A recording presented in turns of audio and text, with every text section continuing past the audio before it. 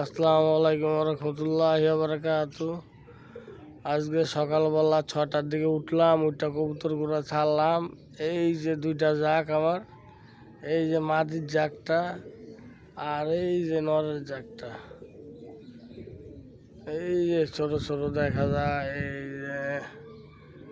এই যে মাদির জাক আর এই যে নরের জাক, এই যে নরের জাক, দোনোটা দুই দিকে। এই যে আর এই যে একটা এই সাইডে, এই যে দোনোটা জাক, এলো নরের জাক আর এলো মাদির জাক।